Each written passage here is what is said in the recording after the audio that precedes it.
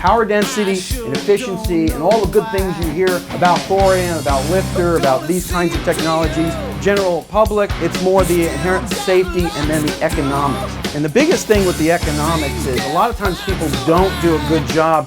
They get involved with the coolness of the technology or the ultimate end goal of what it will be, like fusion. And the economics really drive things early on and sales and economics.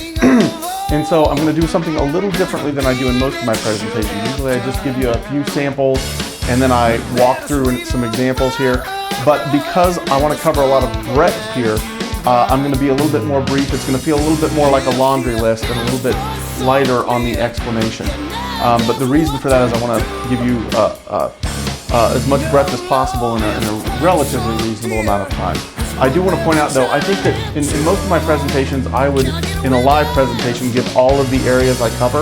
I think in this one, it's going to be more likely that I would be hired by a certain industry or company that wanted some specific things, and so I wouldn't actually cover all of these options. We might specify whether they're selling versus outsourcing versus doing public works internationally. The client would probably be interested in one of these and we would just flush that one out a little further and do that one live.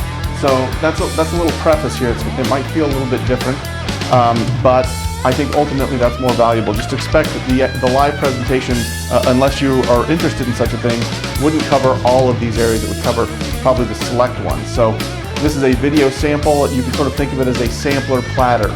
You know, when you go to a restaurant and you order the appetizer sampler, it's got 2 bites of.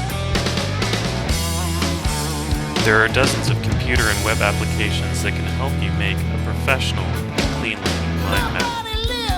These can be particularly useful if you want to publish or share your mind map. Computer applications are also great if you want to quickly move ideas around from one branch to another without starting from scratch.